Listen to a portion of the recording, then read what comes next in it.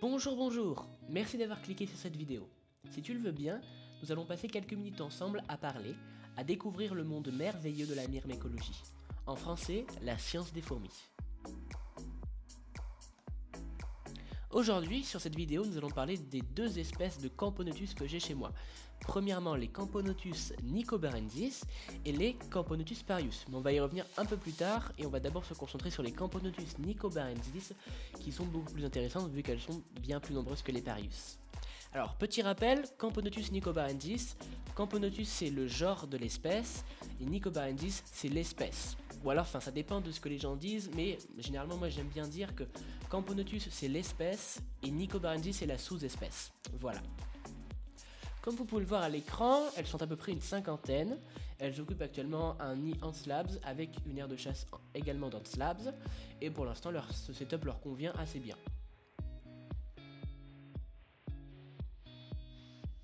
Ça fait maintenant à peu près un an que je les ai et à vrai dire elles ont eu plusieurs setups. Elles ont d'abord commencé par un tube, puis elles sont passées dans ce nid et vu que le développement ne se faisait pas trop, je les ai repassées en tube afin qu'elles soient un peu plus boostées.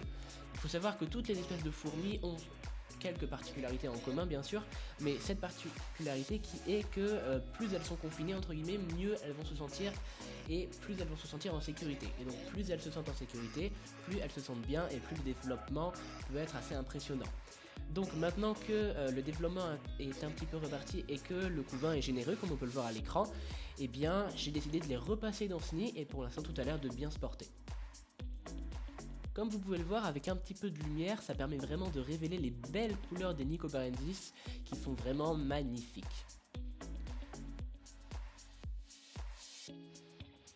Il faut savoir que c'est une fourmi qui vient d'Asie et qui est réputée pour un développement assez rapide. Chez moi ça fait un an et j'ai pas pu vraiment constater un développement incroyable, mais du moment que je leur ai mis les bonnes conditions, c'est-à-dire un petit peu de chauffage, la bonne hygrométrie, c'est-à-dire l'humidité dans l'air, dans leur nid, et bien effectivement le couvain est assez généreux et le développement semble s'accélérer beaucoup plus. Pour l'instant je peux pas vraiment vous dire avec certitude si c'est incroyable, mais je vous dirai ça dans quelques mois, quelques semaines.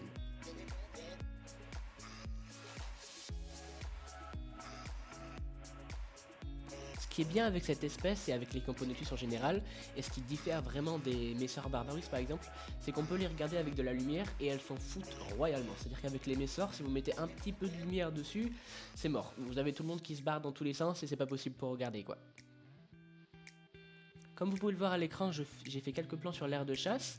Alors c'est une espèce qui est assez active, mine de rien, il y a toujours 5-6 ouvrières dans l'aire de chasse qui sont en train de chercher à manger, de se balader, etc.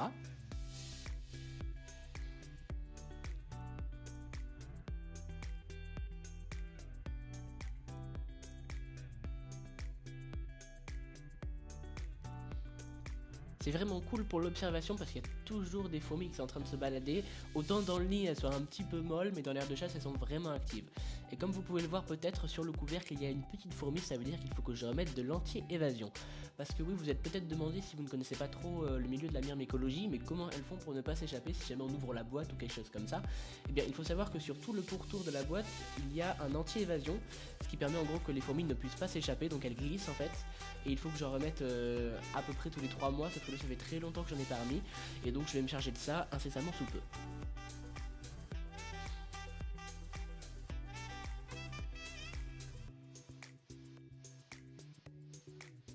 Passons maintenant à ma deuxième espèce de Camponotus, les Camponotus parius. Elles aussi viennent d'Asie et elles ont un développement qui est beaucoup moins rapide que le Nicobarensis, mais qui est censé être assez rapide à ce que j'ai pu entendre dire.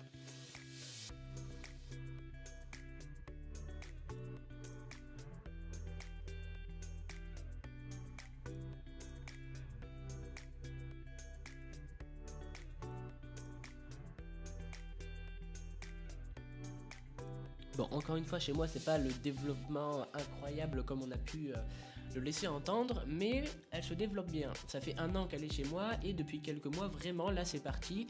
Il y a un beau couvain, c'est la première année qu'il est autant généreux. Il y a actuellement, il me semble, 8 ouvrières avec la Gine, qui est la reine de la colonie. Et elles sont assez actives, elles se mettent vraiment en ce moment à être actives, à aller dans l'aire de chasse régulièrement, à aller manger beaucoup plus souvent, et c'est un plaisir de voir ça.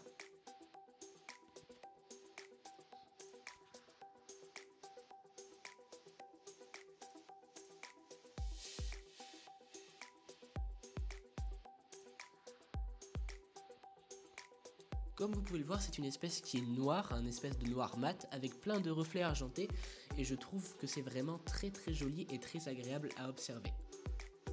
On peut constater un joli tas de couvains avec plein de larves dans le fond et par contre cette espèce a un développement au niveau du couvain qui est quand même assez lent. Alors vous voyez il y a un câble chauffant sur le nid, l'espèce de truc blanc là. Ça les aide quand même vachement, le couvain se développe beaucoup plus vite depuis qu'il y est mais c'est pas non plus un développement incroyable.